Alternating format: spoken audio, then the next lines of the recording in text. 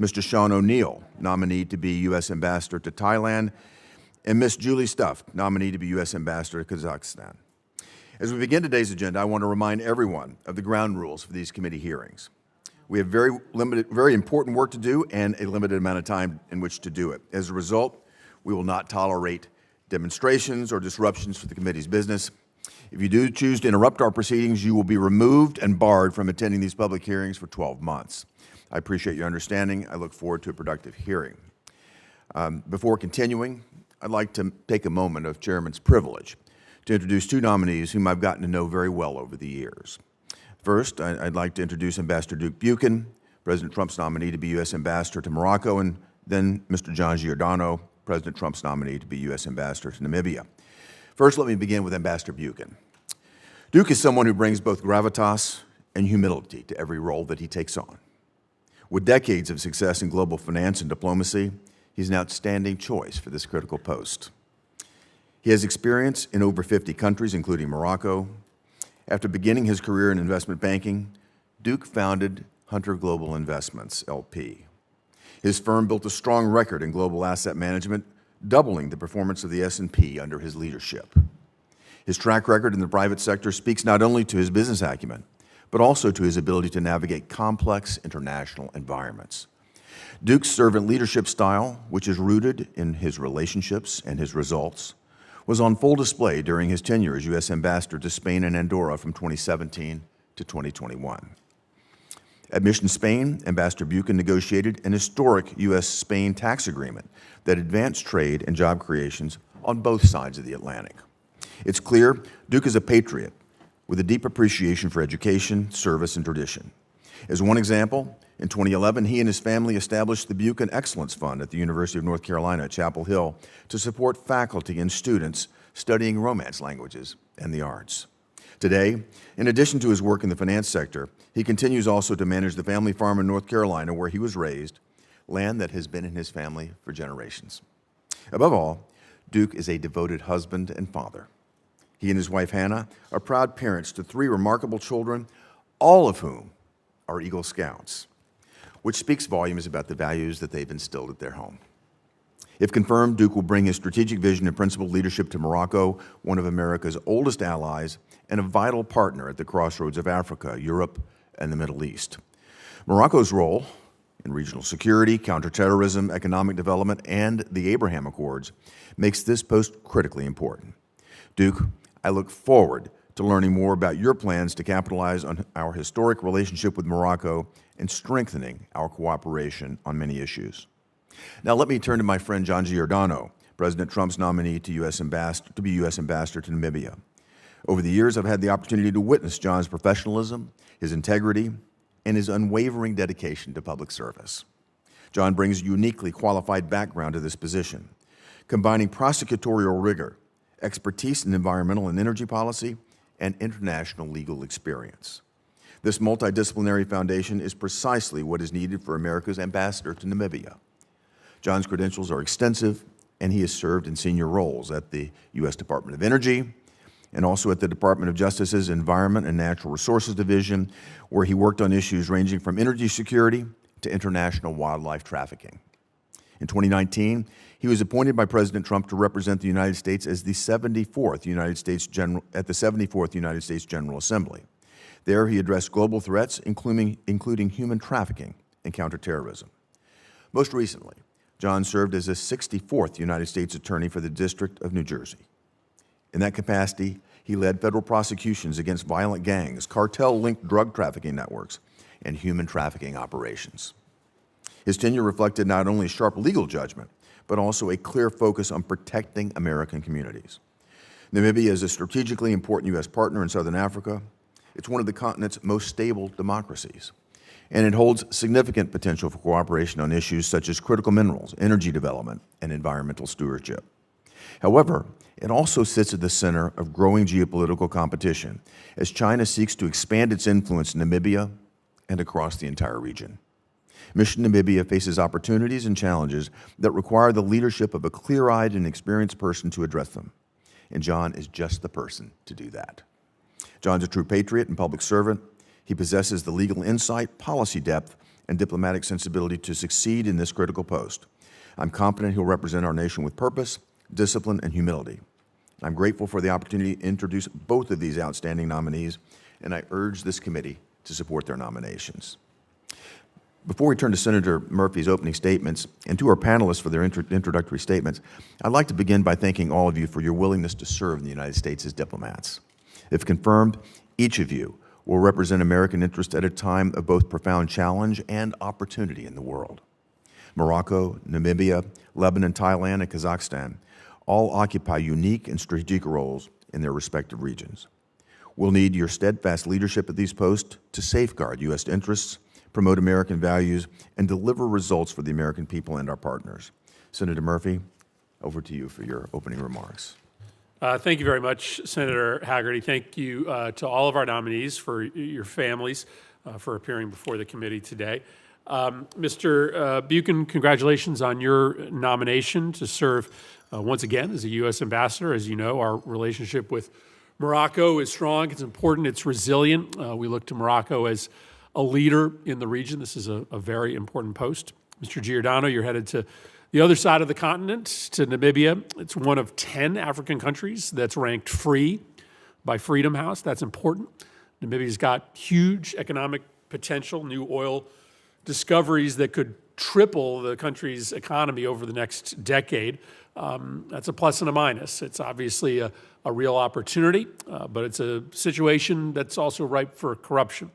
Mr. Issa, if confirmed, you're going to take the helm in Beirut. I've spent a lot of time in Beirut over the years. I'm frankly more optimistic about that country's future than I have been in years. The election of my friend, Joseph Aoun, is in the formation of Lebanon's first government since 2022. It's put the country on a promising path, but they cannot survive without our support.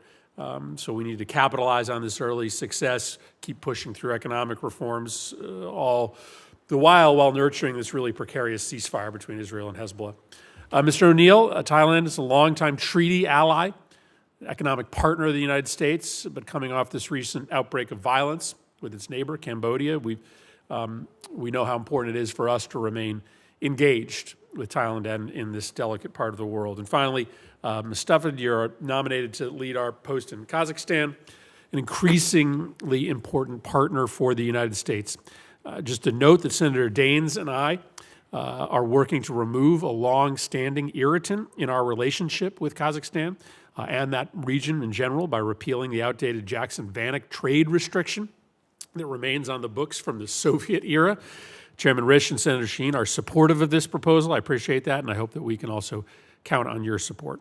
Stepping back, Mr. Chairman, a little bit, while I wish you all well in your work, if you're confirmed, I will just say that the Trump administration is sending you to these posts largely unarmed and defenseless. You won't command the military. What you will be in charge of is coordinating America's non-military national security tools, but you're going to find when you get there that they largely don't exist any longer. Our aid programs have been shuttered. President Trump is closing down organizations that expose Chinese and Russian propaganda and corruption. Thousands of diplomats, the people that you would have relied on to do the work of protecting our nation, are being fired, not for cause, but just to shrink our capacity to protect America. I'll give you a concrete example that impacts the posts that you'll be going to in Morocco and Namibia. Trump recently terminated, for no good reason, tens of millions of projects that help upgrade Africa's power grid. Now, China knows how Africa's economy is going to boom in the next 50 years, so they want Chinese companies, not American companies, to have relationships. They know that many of the critical minerals that are going to be powering AI and defense systems come from Africa. So what happened? When Trump pulled back on this $80 million commitment to help power Africa, China stepped immediately into the void, announced $50 billion in financing for economic development and infrastructure in Africa. It was a self-defeating policy that delights our adversaries, and we see it happening over and over again. And finally, Mr. Chairman, given that this is my first chance to be a ranking member on one of these nominations committee's hearings, just a word on the nominations process itself. The way in which President Trump is choosing ambassadors is without precedent, and we need to talk about it on this committee. Mr. Chairman, I think political ambassadors can be really effective and impactful in the right places and if they're the right people. Under every administration before this one, the percentage of ambassadors that were political as opposed to career foreign service mostly hovered between 25 and 40%. In President Trump's first term, it got up to close to 50%, but it's normally been in that 25 to 40% range. And this is really important because in addition to just the reality that many posts need to be led by a career diplomat because of the need for deep experience and knowledge, keeping a percentage of posts reserved for career diplomats is also essential to keeping qualified people in the diplomatic corps. If you think you're never going to become an ambassador, then really good people are just going to leave. But that seems to be the entire point of President Trump's nomination policy, to force mid-career diplomats to leave. As his OMB director said, the administration wants civil service employees to live, quote, in trauma. Thus far in Trump's second term, the percentage of political nominees is not 40%, it's not 50%, it's not 70%, it's 95%. 58 out of the 61 nominees have been political. There have been 3 career nominees, and 2 of them are on this panel. That's unacceptable. That's bad policy. And this committee should not endorse this dangerous policy of giving nearly every single ambassadorial post to friends and political supporters of the president. Look forward to this nominations hearing. Again, thank you all for appearing. Thank you, Ranking Member Murphy. And I would just remind you that every one of our ambassadorial appointments has been put through the cloture process, through maximum resistance, and it's requiring a tremendous amount of time to get people at their post. And the focus on political appointees is because we're desperate to try to get these people into their positions. The career ambassadorships, I think, will come, and I hope that there'll be an area where we can cooperate and move people through, hopefully, on a unanimous consent basis. Yeah, I think if there were more career people, I think those folks would probably move more quickly. I think we're making progress on that today. And with that, I'd like to open the floor for our nominees to make their opening comments. I would like to ask you all to keep your comments to 3 minutes each. I'll start with you, Ambassador Buchanan. Thank you, Chairman Hagerty, Ranking Member Murphy, and distinguished members of the committee. I appreciate the opportunity to appear before you today. I am deeply grateful to President Trump and humbled to be nominated to serve as the United States Ambassador to the Kingdom of Morocco. I am also grateful to Secretary Rubio for his support throughout the process. Recent events around the world show that President Trump knows how to make America strong, safe, and prosperous. History shows that peace through strength works. If confirmed, I will work tirelessly to represent the interest of the United States and Morocco by advancing those proven policies. Each of us has followed a unique path to public service.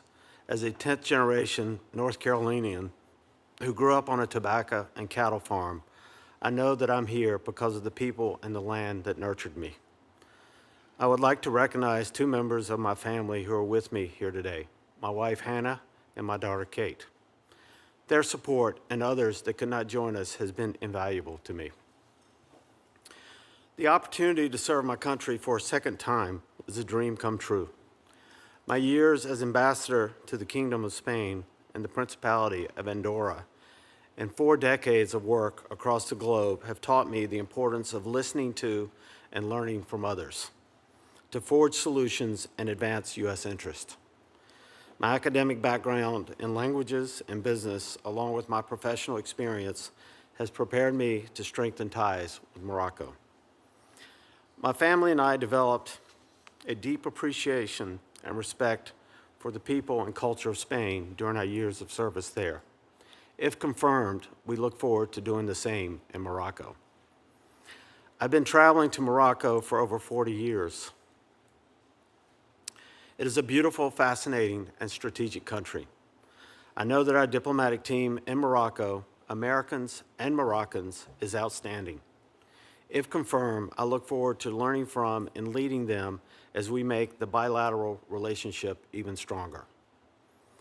Morocco is one of our oldest partners. Our Treaty of Peace and Friendship dates back to 1786. For almost 240 years, our bilateral relationship has made Americans and Moroccans safer, stronger, and more prosperous. Our human connections to Morocco are historic, deep, and meaningful. Many Americans travel to Morocco each year to explore its rich culture and beautiful landscape. If confirmed, my highest priority will be the safety and security of American citizens in Morocco, including our fantastic American and local team at U.S. Embassy Rabat and U.S. Consulate General Casablanca. King Mohammed VI is a valued leader and a friend of the United States. Morocco is a pillar of stability, and its strategic location makes it critical to American national security. Morocco has long been a key security counterpart, hosting AFRICOM's largest joint military exercise, African Lion, and serving as a capable and reliable partner in combating tourism, particularly in Africa. If confirmed, I will work to strengthen our long-standing security relationship as we confront common challenges. As I know firsthand from my years in international business and finance, Morocco is also a model economic partner. The United States and Morocco have a robust trade relationship characterized by a significant U.S. trade surplus. My career has been built on finding and pursuing opportunities. If confirmed, I will strive to increase opportunities for U.S. businesses throughout Morocco, where America can offer world-class technology to support Morocco's ambitions to build its technology, transportation, agriculture, and energy sectors. On April 8th, Secretary Rubio reiterated that the United States recognizes Moroccan sovereignty over Western Sahara and supports Morocco's serious, credible, and realistic autonomy proposal as the only basis for a just and lasting solution to the dispute. He reaffirmed President Trump's urging for the parties to engage in discussions without delay, using Morocco's autonomy proposal as the only framework to negotiate a mutually acceptable solution. If confirmed, I will facilitate progress towards this goal. In 2020, Morocco reestablished relations with Israel in a historic peace alliance that continues to grow and inspire. In the wake of Hamas's horrific October 7th terrorist attacks against Israel, Morocco has sustained vital channels with Jerusalem and has been a powerful voice for the path forward in Gaza, where Hamas must be fully removed from power so it can never threaten Israel again. If confirmed, I will work to strengthen and expand the Abraham Accords with our Moroccan partners. Distinguished senators, thank you again for your time. My family and I have been blessed in so many ways, and we owe so much to the United States of America.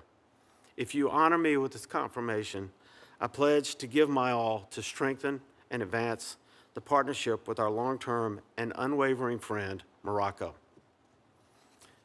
I welcome your comments, questions, and a continued relationship. Thank you, and God bless America. Thank you. And I'll remind our nominees to please limit your remarks to 3 minutes. Mr. Gardano. Thank you, Chairman Hagerty, for the kind introduction, your enduring friendship over the years, and your service to this country.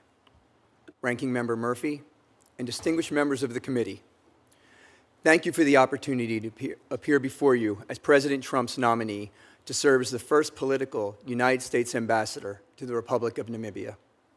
I am deeply honored by the trust and confidence President Trump has once again placed in me, and I am grateful for the support of Secretary Rubio.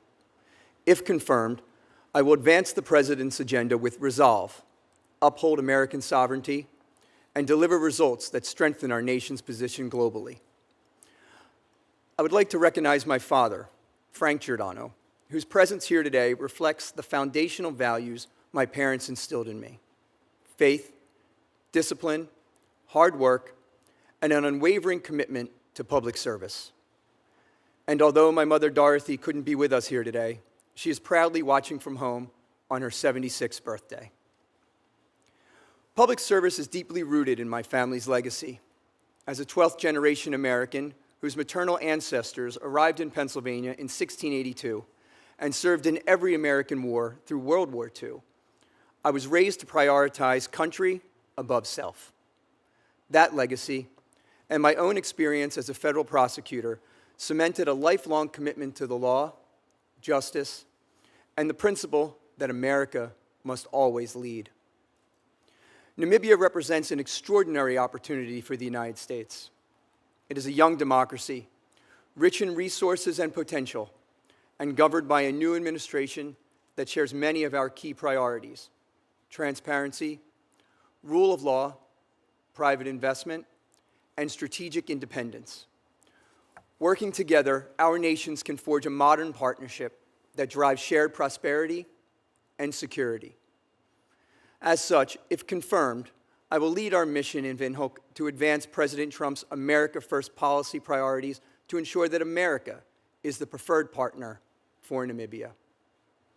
First, I will pursue peace through strength, protecting our interests and safeguarding our citizens abroad.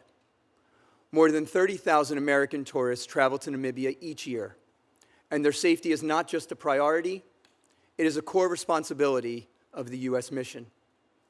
If confirmed, I will ensure that our consular operations remain vigilant, responsive, and fully aligned with the State Department's highest mission, protecting the lives and welfare of Americans wherever they may be in the world.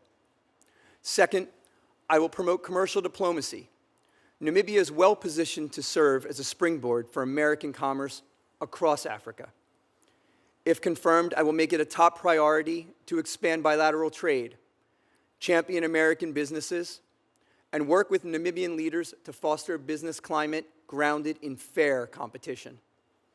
In short, I will reinforce American leadership in a region where our values and investment must remain paramount. Third, I will prioritize energy and resource security. Namibia is home to significant reserves of critical minerals. It is on track to become the world's second largest producer of uranium and a top 15 global oil producer by 2035. U.S. companies are already establishing a presence in Namibia's oil and gas sector.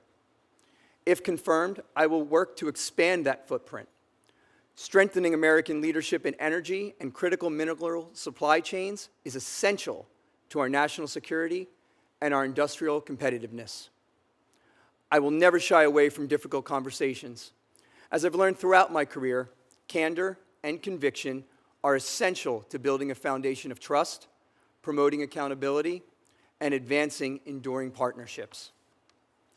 At the Department of Energy, the Department of Justice, and the U.S. mission to the United Nations, I fought to advance U.S. interests and protect American citizens, from advancing U.S. energy security priorities to countering human trafficking, terrorism, and transnational corruption.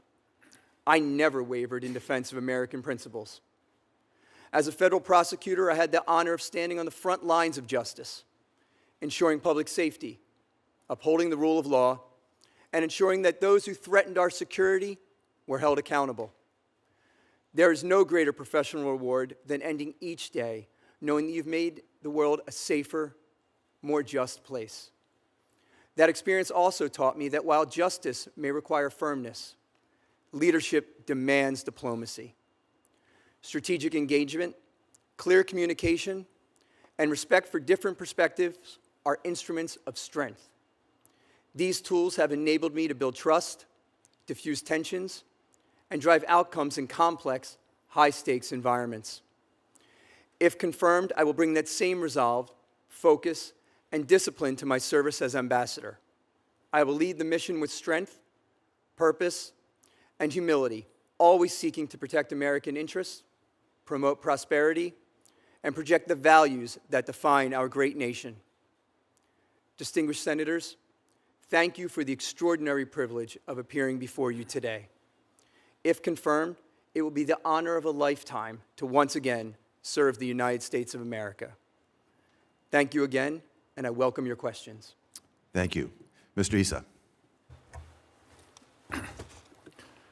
Chairman Hagerty, Ranking Member Murphy, distinguished member of the committee. It is the honor of a lifetime to sit before you today as President Trump nominee to serve as U.S. Ambassador to the Republic of Lebanon. My presence here is a testament of the enduring promise of the American dream, which allowed a young man born in Beirut to become a banker, a businessman, and now a public servant. If confirmed, I will devote myself fully to advancing American interests and values in Lebanon. I was born in Beirut and educated in France, but I have spent most of my adult life in the United States. I understand firsthand the complexity of Lebanese society. My deep knowledge of the country's intricate sectarian composition, its communities, its history, and its tension will guide my effort to build bridges, promote unity, and support democratic institutions that serve our Lebanese citizens.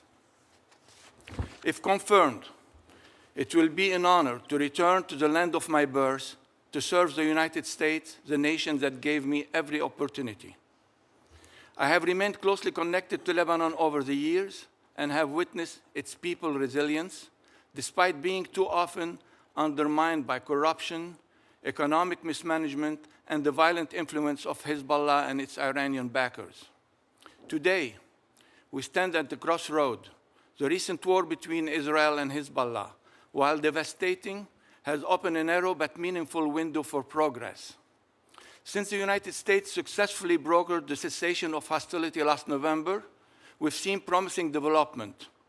A president and a prime minister who are independent, reform-minded, and committed to charting a different path for their country. The Iran-Israel escalation is a reminder of how delicate an opportunity this is that could be squandered if Iran drags Lebanon back down to the path of conflict. The government has made clear it will not tolerate any violation of the cessation of hostility, and since implementation, they have begun to curb Hezbollah's influence. But more must be done urgently. The full disarmament of Hezbollah is not optional, it is essential. The time to act is now. The United States must also continue to lead effort to seize a real historical opportunity to demarcate the boundaries between Israel and Lebanon, and to bring about the normalization of ties between Lebanon and Israel. But opportunity cannot wait without transparency. Lebanon's economy has been decimated, not only by war and instability, but also by opaque financial practices and a lack of public trust. Rebuilding Lebanon must go hand in hand with serious reform that ensure the transparent distribution of aid and investment. The country does not need more donor dependency. It needs honest governance that attracts real sustainable investment. If confirmed, I will work closely with our international partners to promote financial accountability and support long-term economic recovery and growth. The estimated $11 billion required for reconstruction must not repeat the failure of the post-2006 period when Hezbollah and its leaders hijacked rebuilding effort to expand their grip on the South. This time, we must empower the legitimate Lebanese state and civil institutions to rebuild responsibly with integrity and without interference from malign actors. The Lebanese armed force would be the central for this mission. Over the years, the LAF has proven itself a reliable partner. Thanks to U.S. support, it is now taking tangible steps to enforce the cessation of hostility and dismantle Hezbollah's infrastructure in the south. More is needed, but these efforts show the value of our continued security cooperation. It confirms I will work with President Aoun, the Lebanese government, and the LAF to ensure Lebanon's sovereignty is fully restored. Let me be clear. My commitment to this mission and to serving the United States is absolute. To avoid any potential conflict of interest and to demonstrate that my loyalty lies solely with the United States, I have voluntarily renounced my Lebanese citizenship.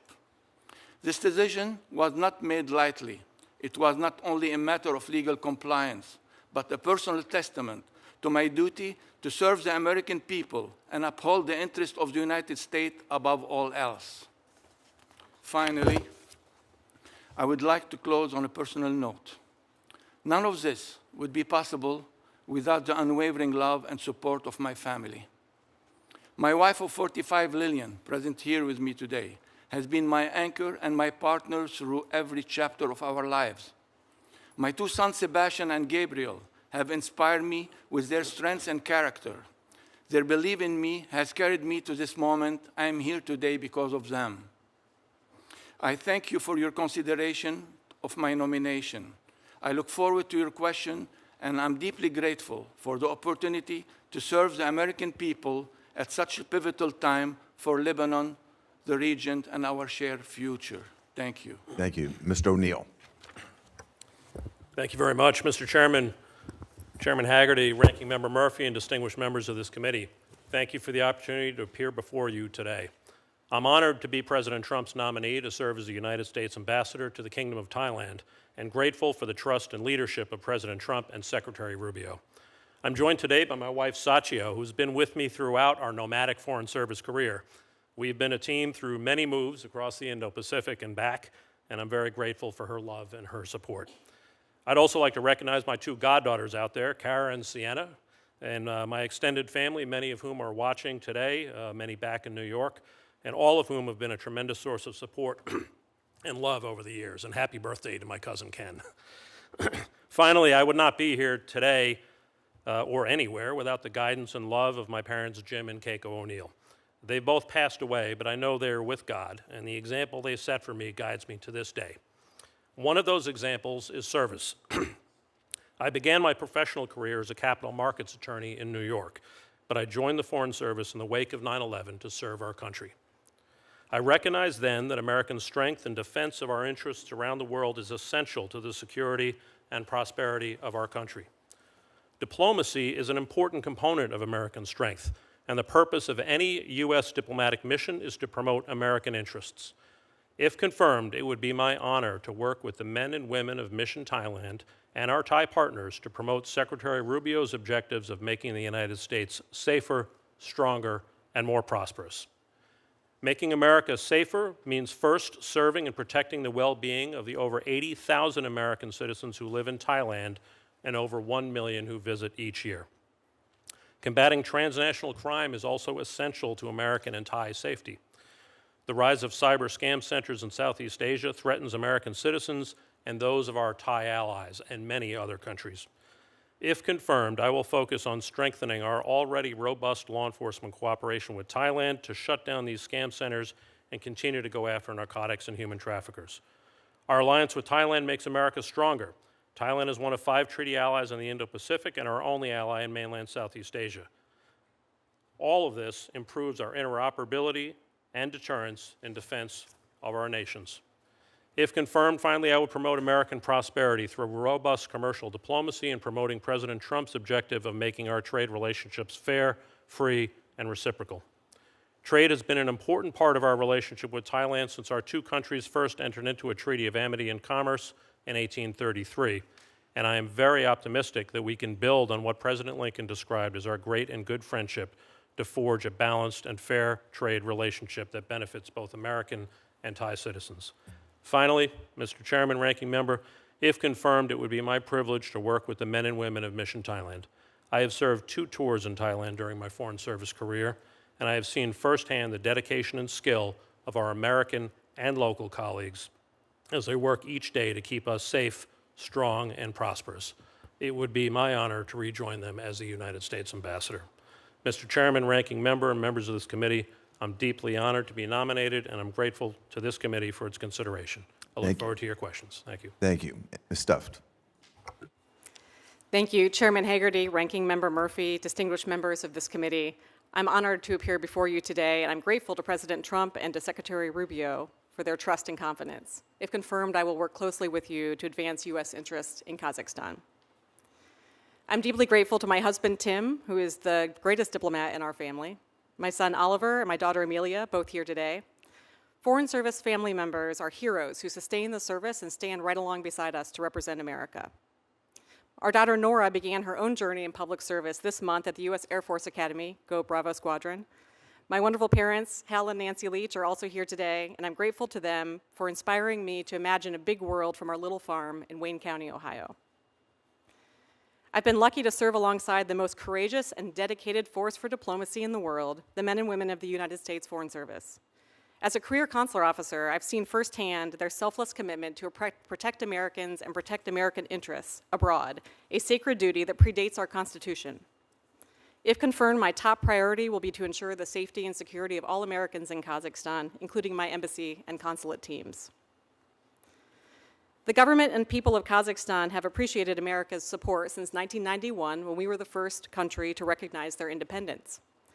We helped Kazakhstan eliminate Soviet nuclear and biological weapons and infrastructure. And soon after, US energy companies made multi-billion-dollar investments that still benefit both countries. Today, we're on the threshold of a new era of commercial cooperation with Kazakhstan, a global leader in uranium production, a major oil exporter, and holder of vast reserves of critical minerals.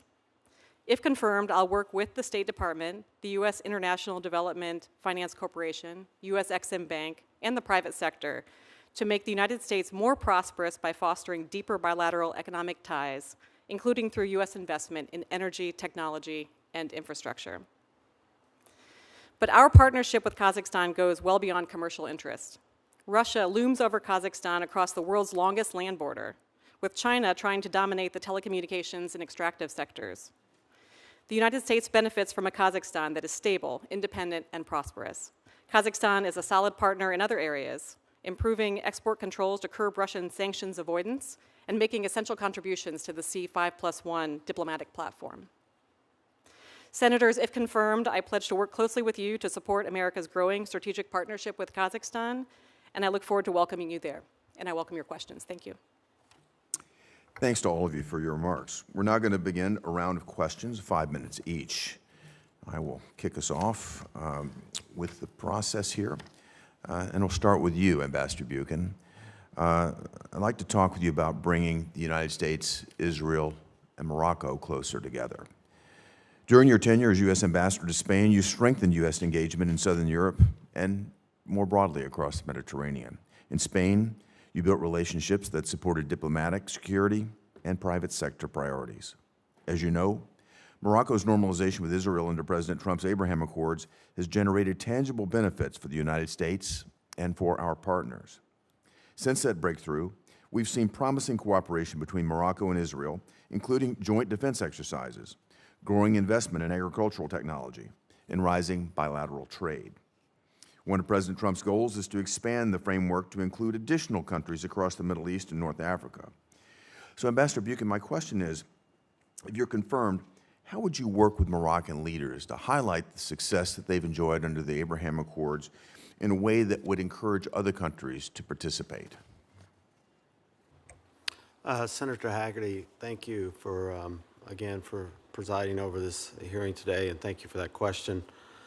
As we all know, both Israel and Morocco are tremendous partners, allies, and friends of the United States. And I think it's really important to recognize that Morocco and Israel reached a normalization of relations in 2020. Those relations are economic, they're diplomatic, and they're people to people. I think we all know that once upon a time there were over 300,000 Jews living in Israel, and that continues to be the case, although in smaller numbers. I also understand there are 50,000 Moroccan Jews that live in Israel at the moment. So that people-to-people relationship is certainly there. Morocco provides agricultural products to Israel, as I understand.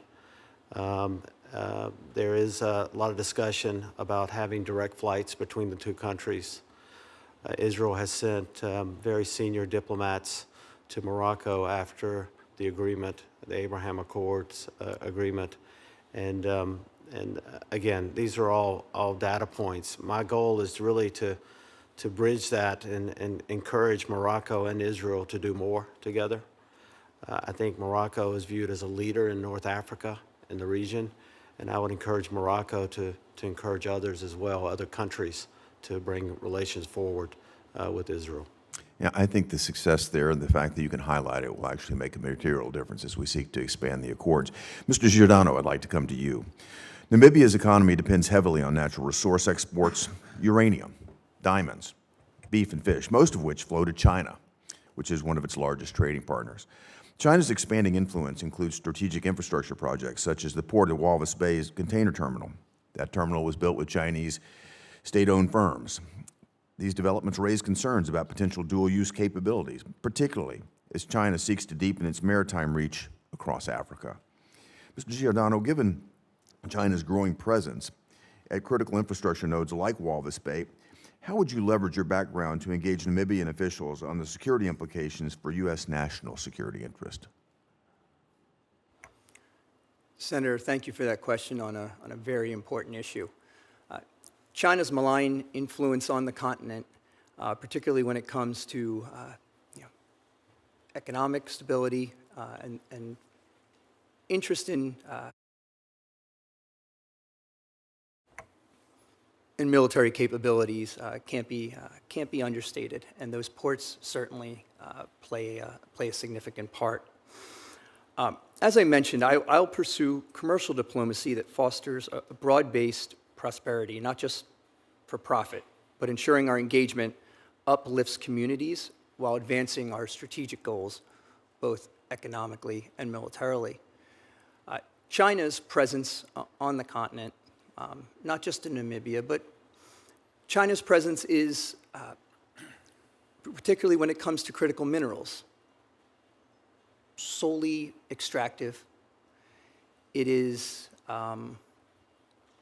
exploitative, whereas our interests, and I believe through my background, my experience in the national security space, in the energy and environmental space, will allow me to, in depth and credibly, engage with the Namibian government, directly with the president, in presenting how the United States, through entrepreneurship, through believing that people, profit, and planet don't need to be mutually exclusive, really sets us apart from the Chinese operations in Namibia.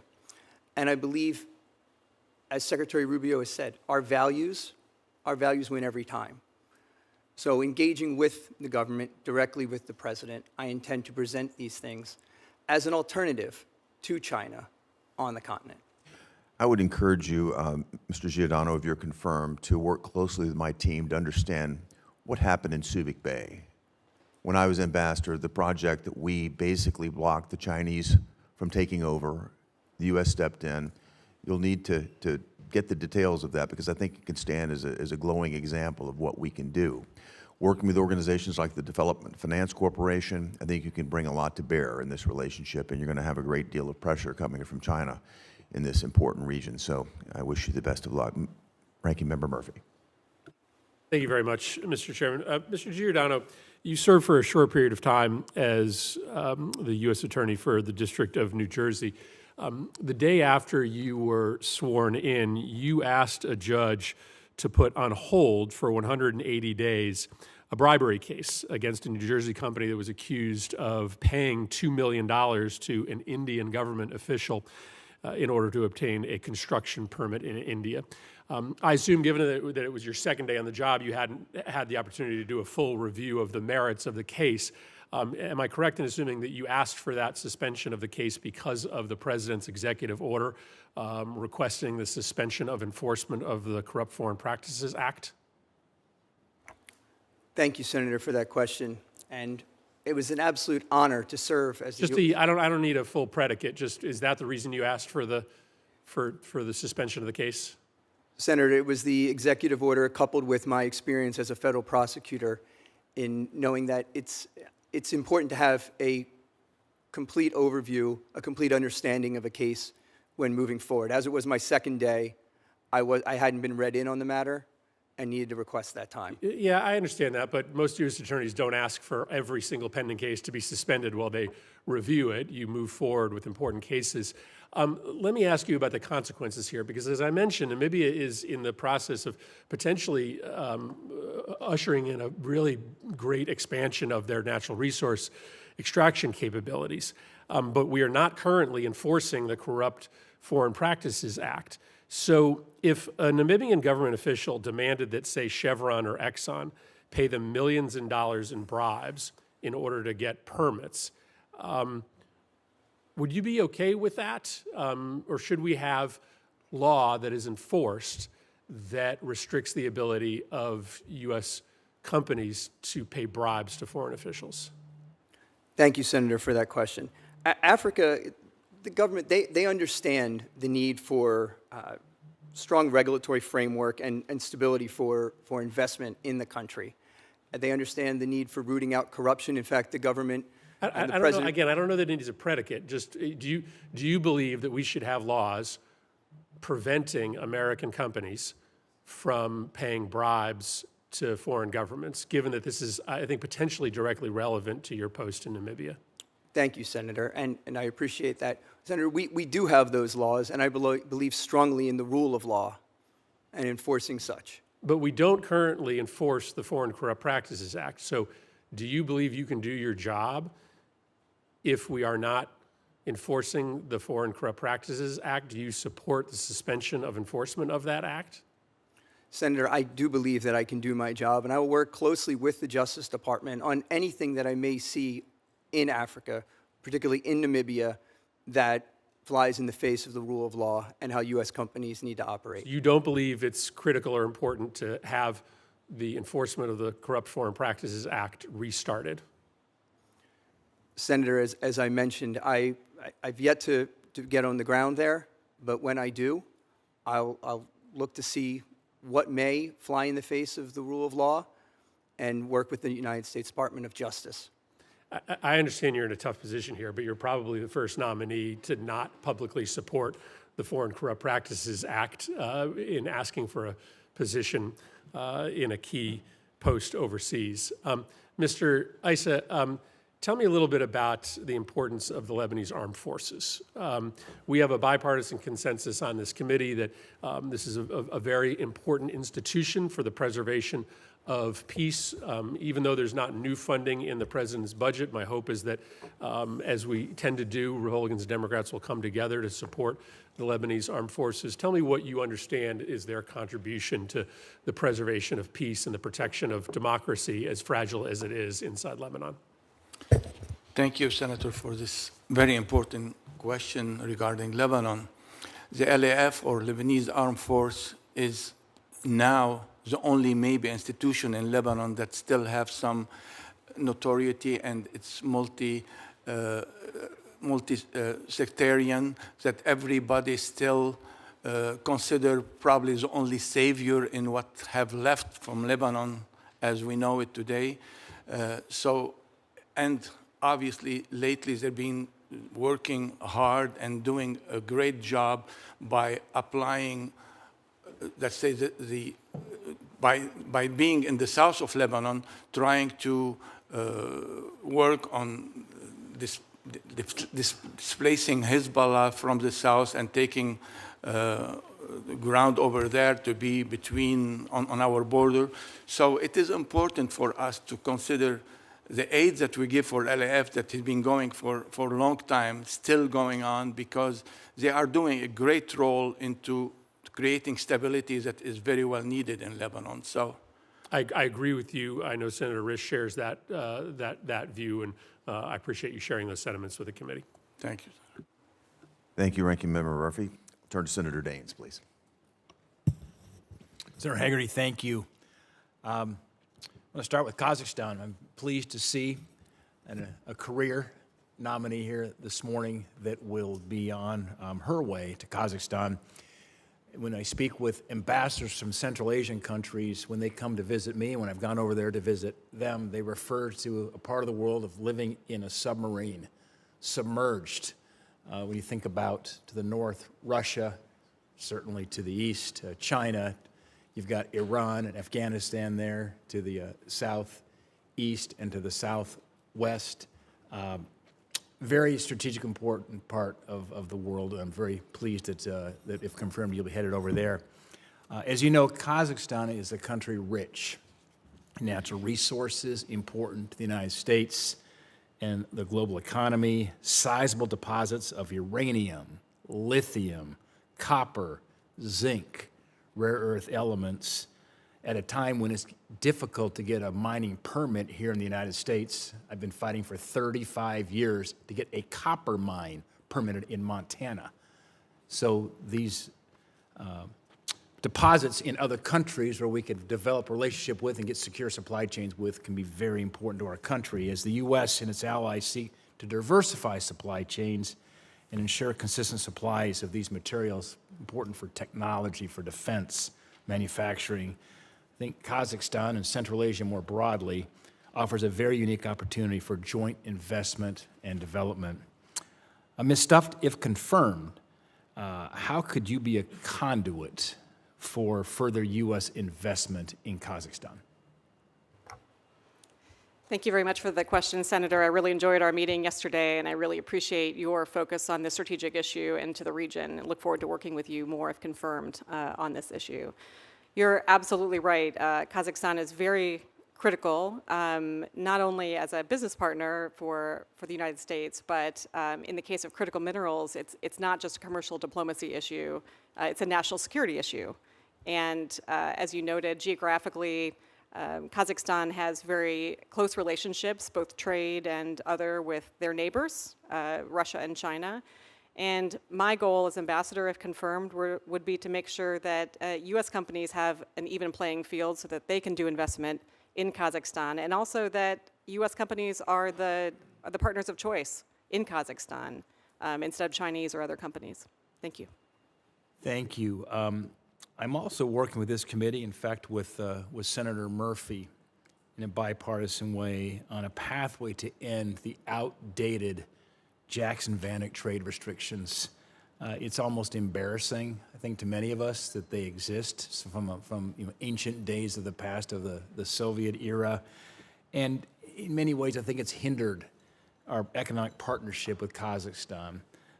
How would normalized trade relations allow our two countries to build a more comprehensive economic partnership and encourage American investment in Kazakhstan? Thank you, Senator. Yes, I believe that Secretary Rubio has said that Jackson-Vanik is a relic of a past era. The government of Kazakhstan has been able to get waivers like other countries in the region for many years, but I would certainly support efforts by the Senate and Congress to do away with that, and be happy to support your efforts on that. Certainly anything that allows a better environment for investment by U.S. companies is something that I would pledge to pursue as ambassador if confirmed in Kazakhstan. Thank you. Mr. Issa, I want to talk a little about Lebanon. I was one of the last senators to meet with Bibi Netanyahu in Jerusalem prior to the October 7th Hamas terror attack. In fact, I was taken up to the Hezbollah terror tunnels on the border between Lebanon and Israel, followed an IDF soldier down 80 feet into the ground to see these hand-dug tunnels that have been worked on by Hezbollah for over 10 years. In fact, spray-painted on the inside of one of the tunnels that said, "On our way to Jerusalem," in Arabic. As you know, one of the most important priorities for the new Lebanese government is restoring state administration in the south, where Hezbollah continues to operate outside of government control. President Aoun has made clear that no militia should hold the exclusive right to define national defense. This is a principle the United States strongly supports, yet with continued backing from Iran, Hezbollah maintains military dominance in the south, as you know, presenting serious challenges to the government's credibility and authority. Mr. Issa, how can the United States, in coordination with our regional partners, support the Lebanese government in reasserting control in the south while continuing to counter Iran's proxy networks and help Lebanon restore full sovereignty over its territory? Thank you, Senator, for this question. As we know, the cessation of hostility lately, when it was signed between Hezbollah and the Israeli government, it was proposed in it that Hezbollah need to go out of the south of Lebanon and give their arms not only from the south but as the entire country. it's been going on as we speak. The Lebanese armed force been deployed, obviously, in the south of Lebanon, and they're doing a good job. This is why I think we should support them to continue that job. I mean, it is challenging for the new government in Lebanon, for President Aoun in particular, that to almost take over an institution that's been for over 30 years in Lebanon, dominating most of Lebanon in all sectors, to come within 4 to 6 months to take them out completely. We were lucky lately that what happened in the whole region between first the Israeli and Hezbollah direct confrontation, and then the problem that we see in Syria, that Assad is no more there, and then now the war between Israel and the Iranian, it cut that line that used to be direct feed to Hezbollah from Iran, Iraq, Syria to Lebanon. It's been now almost non-existing. So it's helping a lot to diminish the power of Hezbollah in Lebanon. And in that case, probably with time, I believe that Hezbollah, they're realizing that they're not anymore a superpower. And then hopefully with a lot of help from the American and the partner, we can have the government take over and eventually bring some prosperity back to Lebanon. Thank you. Thank you, Senator Daines. Senator Shaheen. Thank you, Mr. Chairman. I appreciate my colleagues letting me go next. Congratulations to each of our nominees today, and welcome to your families and supporters who are with you. I would like to begin by noting that we have our first 2 career nominees for ambassadorships on the panel today. I hope that this is the beginning of more career nominees to come. Career members of the Foreign Service are needed as chiefs of mission because of the expertise and experience that they bring to the table. Ms. Stuff and Mr. O'Neill have each served in the U.S. State Department for 25 years. Ms. Stuff has served as Deputy Chief of Mission in Moldova and Djibouti, and Mr. O'Neill as Consul General in Chiang Mai. Ms. Stuff received the Distinguished Executive Presidential Rank Award, the highest award granted to a civilian federal employee, and 4 meritorious honor awards. Thank you for your service. Mr. O'Neill has received 2 Department Superior Honor Awards and 5 meritorious honor awards. Thank you also for your service. I hope, as I said, that this is the beginning of what will be more career ambassadors nominated by the administration.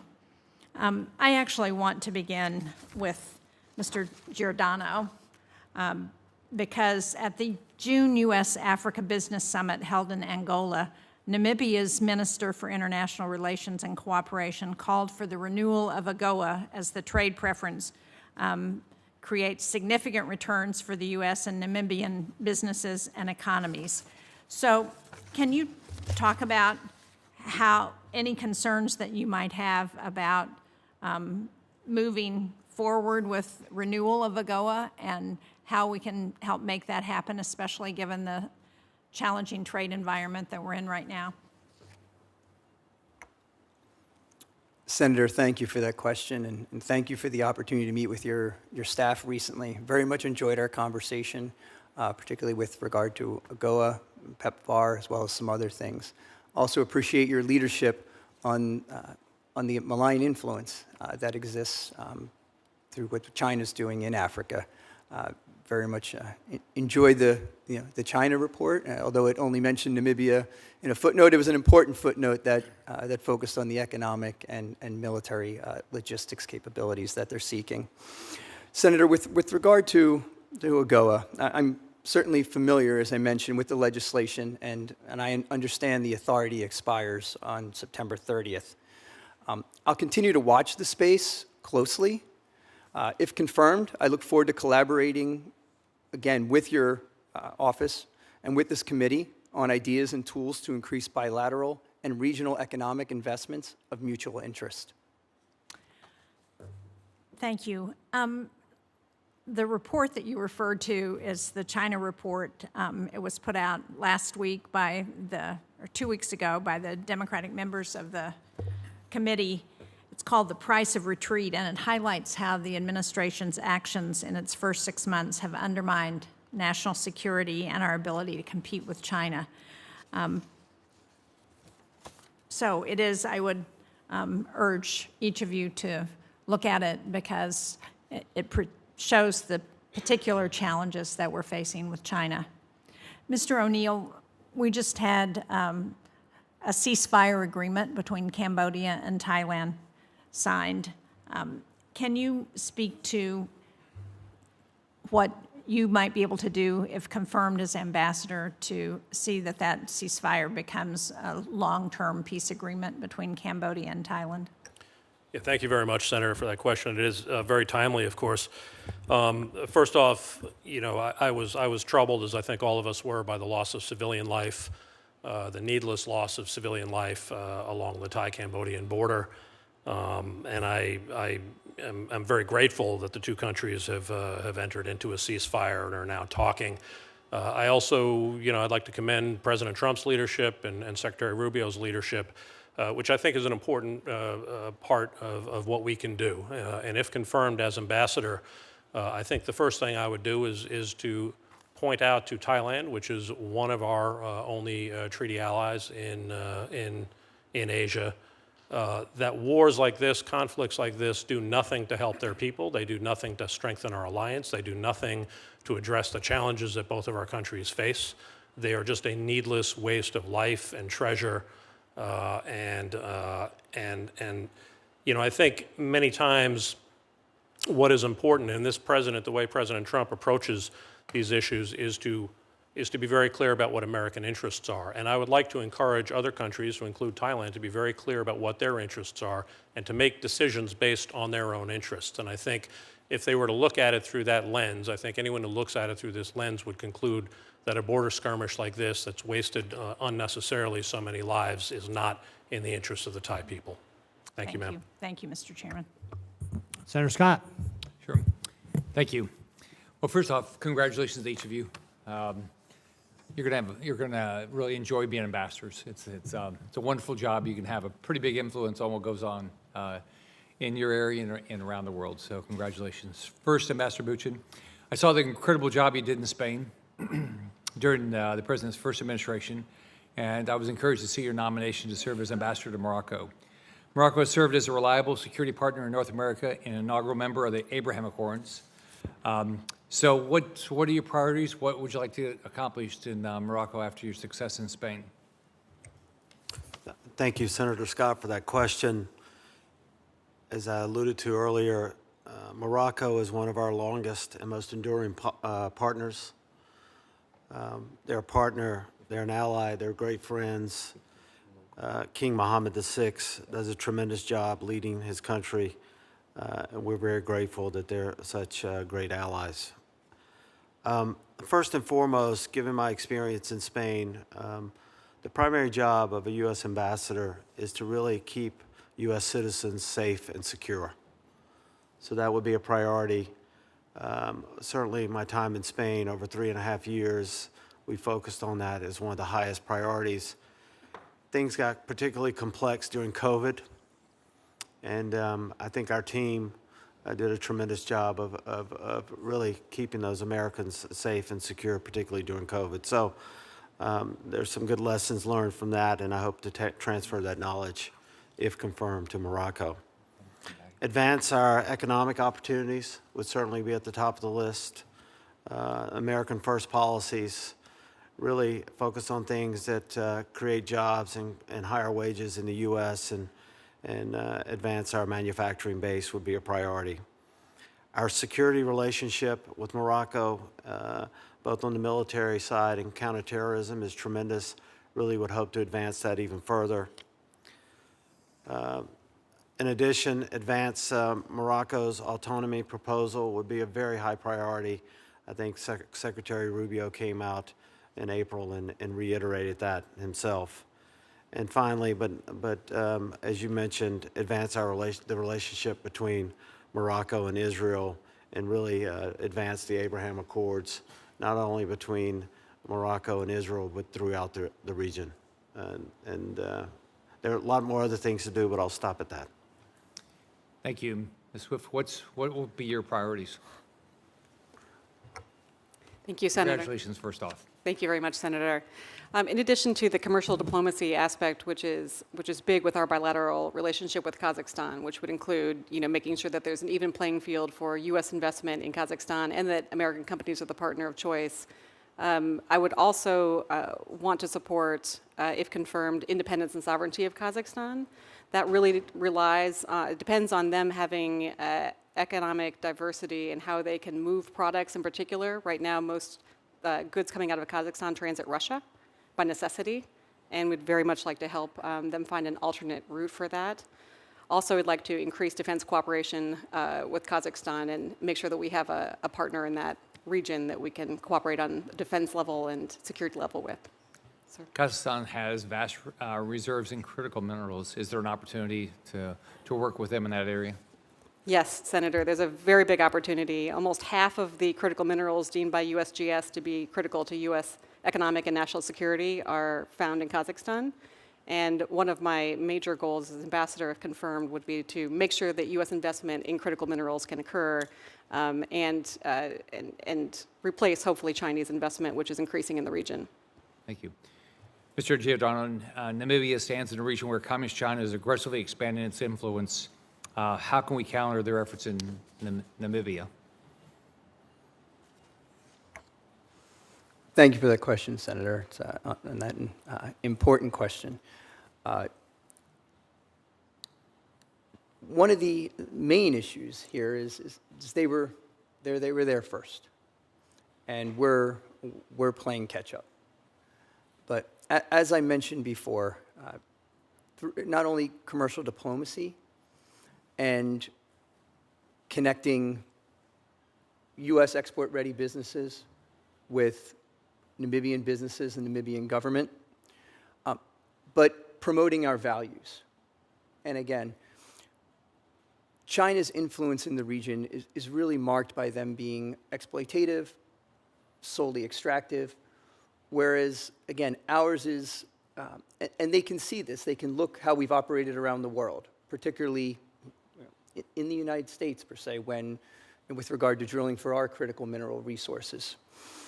We put people, planet, and profit on the same plane. These things aren't mutually exclusive. So, Senator, our values are what really is going to win the day. Again, they win every time. And it's promoting those values to the Namibian government, directly to the president, who, in fact, is a conservationist. Namibia is the first country in the world to enshrine environmental protection into their constitution.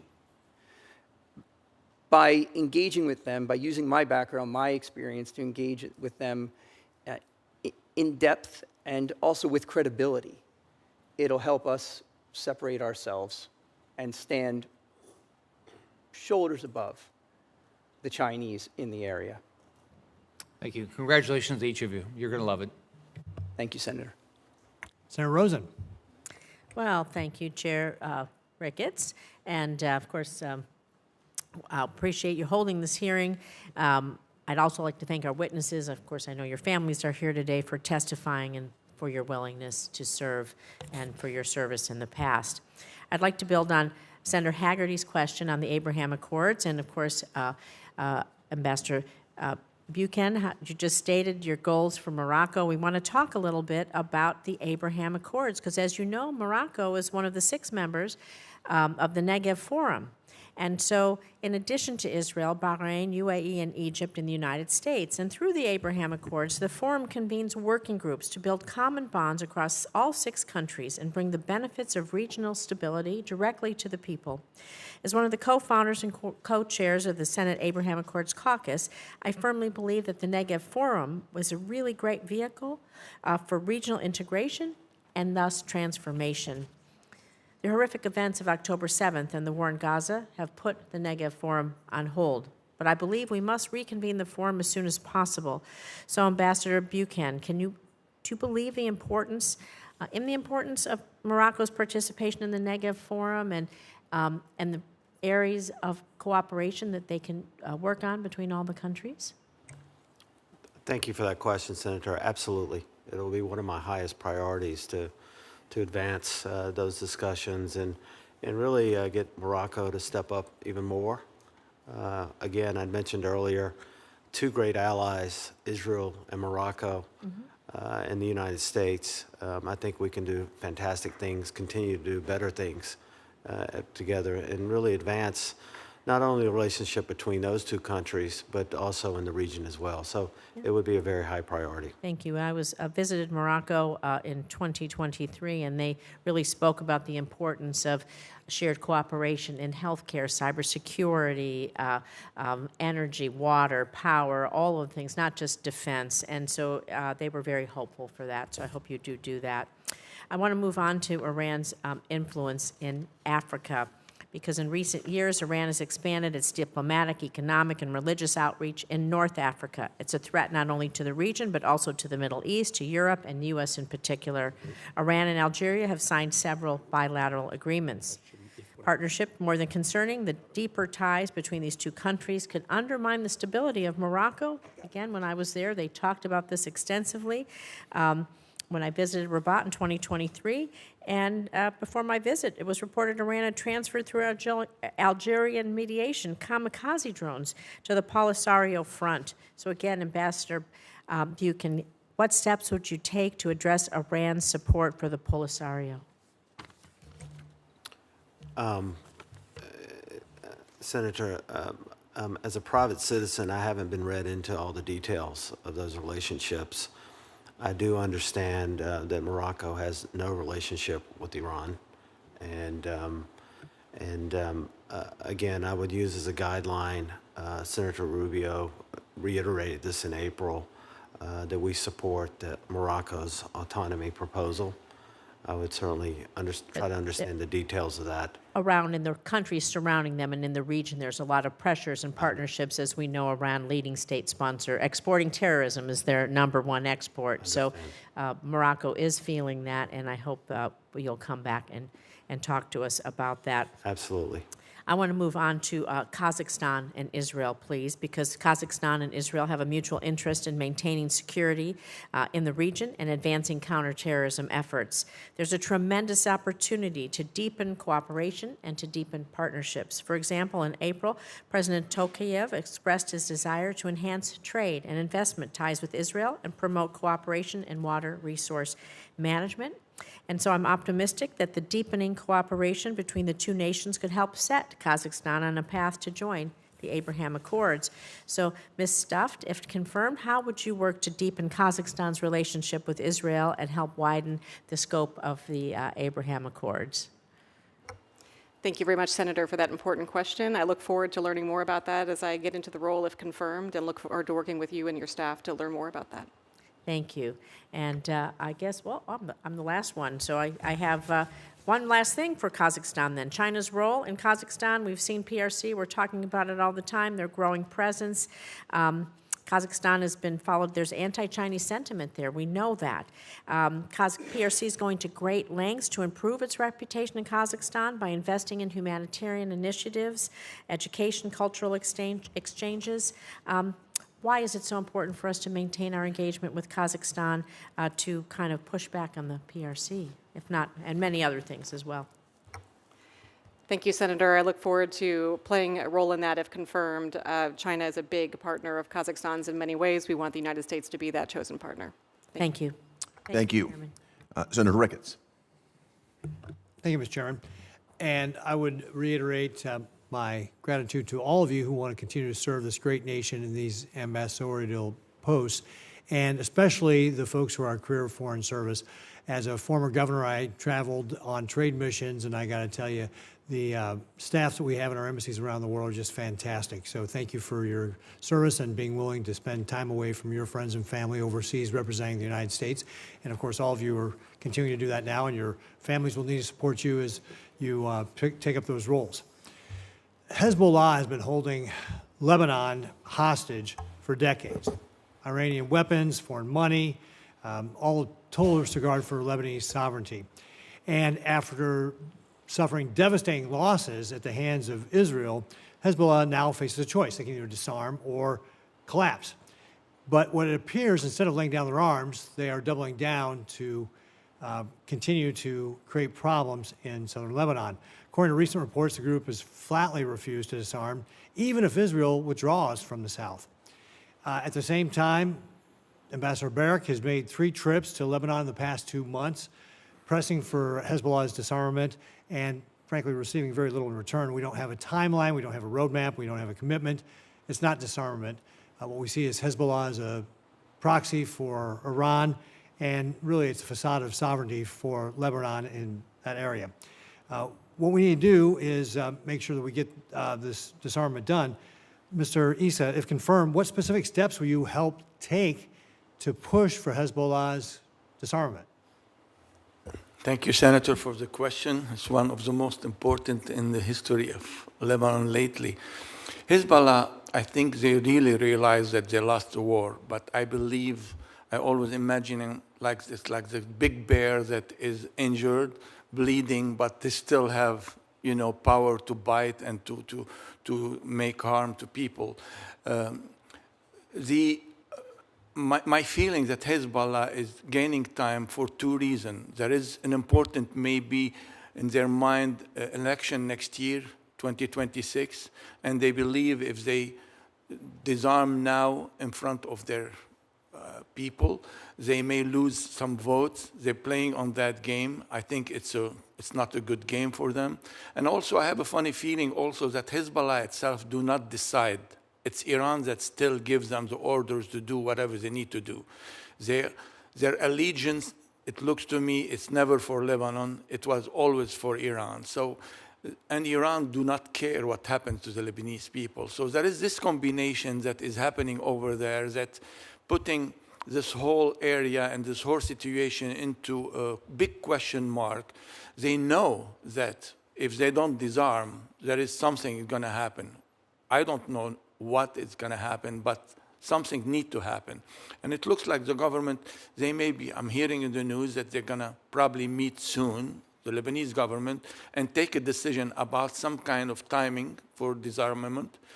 And maybe that would create some pressure, and hopefully it will solve the situation. But Hezbollah need to go, Hezbollah need to be disarmed to bring some kind of hope to Lebanon. Yeah, I hope you'll keep pushing the Lebanese governor on that, because you're exactly right. They need to go.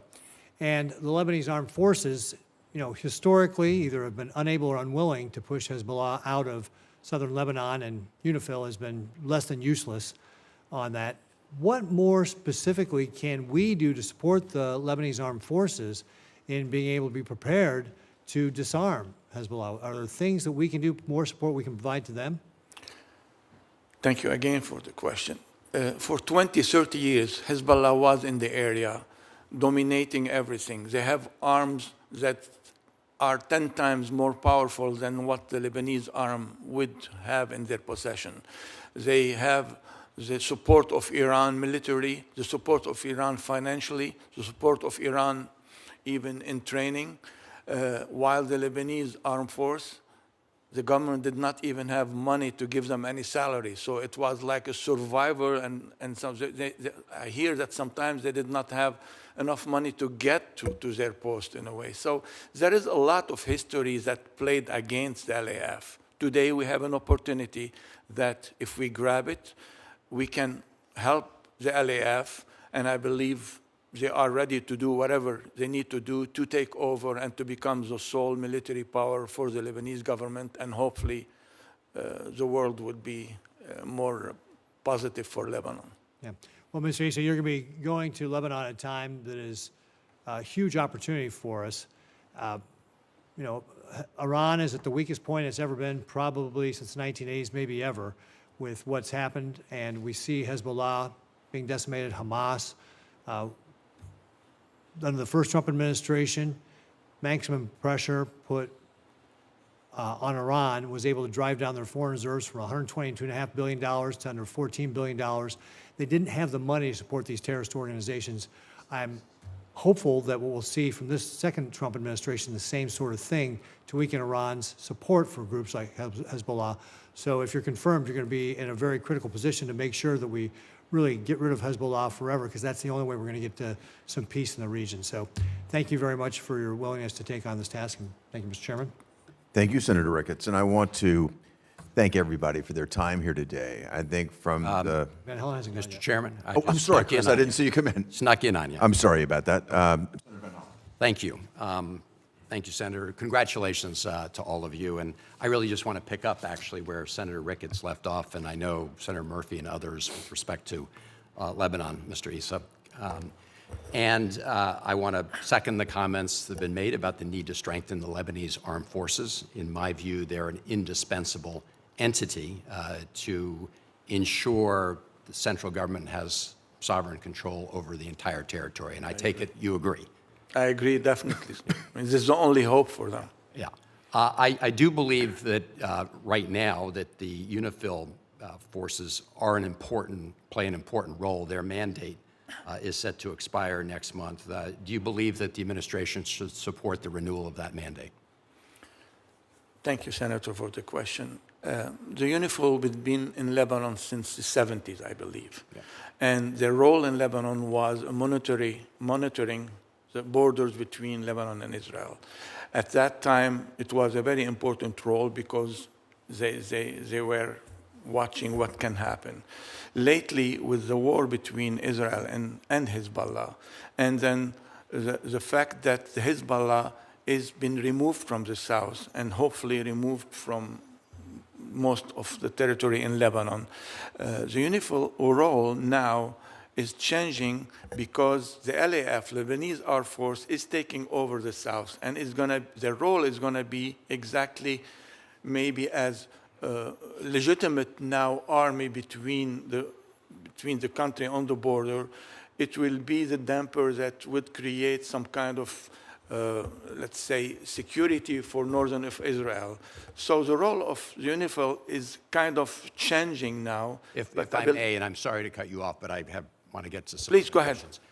Look, obviously, things are in transition, but we're talking about a mandate that will expire next month.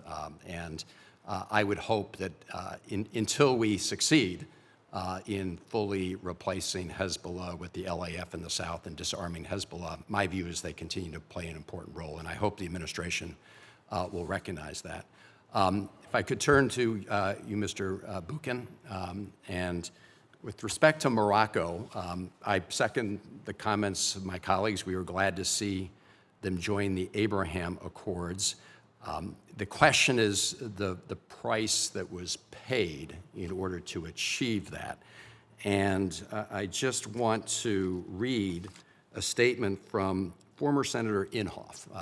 Members of the Senate will remember him as a very conservative chairman of the Senate Armed Services Committee, who said, I think that all countries should recognize Israel.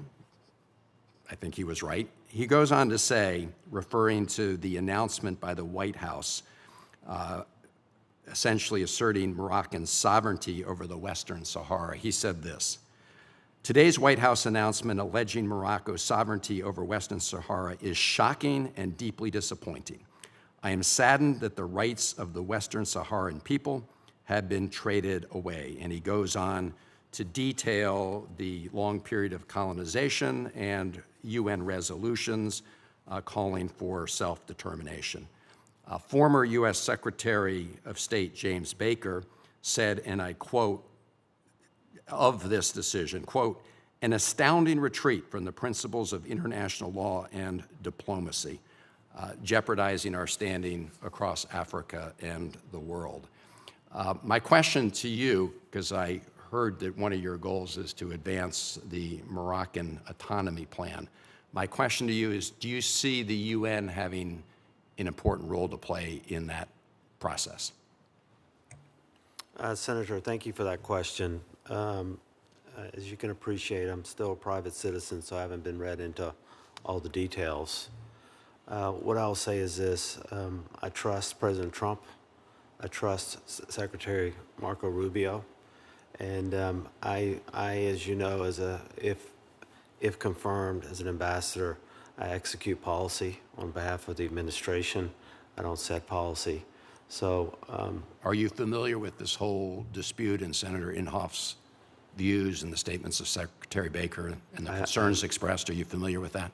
I am not familiar with that, sir, but I'm very happy to research that and get back to you in the committee if appropriate. Okay. Senator, if I may, I have a very quick question for the nominee for Thailand, Ms. O'Neill. We're glad to see the fragile Thai-Cambodian ceasefire holding. Mr. O'Neill, apologize. Thailand also plays a very important role with respect to the Myanmar conflict. It hosts approximately 150,000 Burmese refugees. It manages one of the longest and most volatile borders with Myanmar. And increasingly, it's become a channel for Myanmar's arms procurement through Thai banks, as the UN Special Rapporteur Tom Andrews spotlighted in a report last year. So what role do you think Thailand can play in lessening the conflict in Burma, which has been ongoing for a long time, at great cost to the people of Burma? And should there be any diplomatic or other consequences if the Thai government fails to prevent companies from using Thai financial infrastructure to enable atrocities in Myanmar? Thank you, Senator, for that question. I served in Burma years ago in 2007 and 2009 under the last military regime, and so I saw firsthand, my wife and I were there, we saw firsthand the horrors they inflicted on their population. I think it's frankly worse this time, probably, because of the violence that's spread throughout the country. This is a significant problem for Thailand, and it's one I think that affects their national interests and those of their citizens. You raise a good question of what role they can play. I think the first role they can play is to not recognize this regime, not to lend legitimacy to this Burmese regime and its military leadership. Similarly, I know that it's the department's position to not encourage them to hold these sham elections that they're looking to hold in the fall. And we are encouraging ASEAN nations, I think, in particular Thailand, and if confirmed, I would encourage Thailand not to recognize an election that does not include the participation of over 50% of the country, while most of the opposition leaders are in prison. With respect to your question on the financial networks, sir, if confirmed, I think that would certainly be something that we would have to look at I would look at very closely. I would certainly make clear to Thailand that it would not be in their interests or anyone else's for their financial networks to be used to fund ongoing instability inside Burma. Thank you, Thank you. I appreciate that. Thank you, Senator. Thank you, Senator Van Hollen. And again, I'd like to thank all of you for your time today. I think your testimony today demonstrates why President Trump has chosen to nominate each of you. I want to say from personal experience, there is no greater honor than to represent the greatest nation in the world, anywhere in the world. And the posts that you're going to all will benefit from your expertise, your loyalty, and your patriotism. So I wish you the very best on the path toward confirmation. I want to say for the information of the members of the committee that the record will remain open until close of business tomorrow, Wednesday, July 30th, in order for members to submit questions for the record. With that, this hearing is adjourned.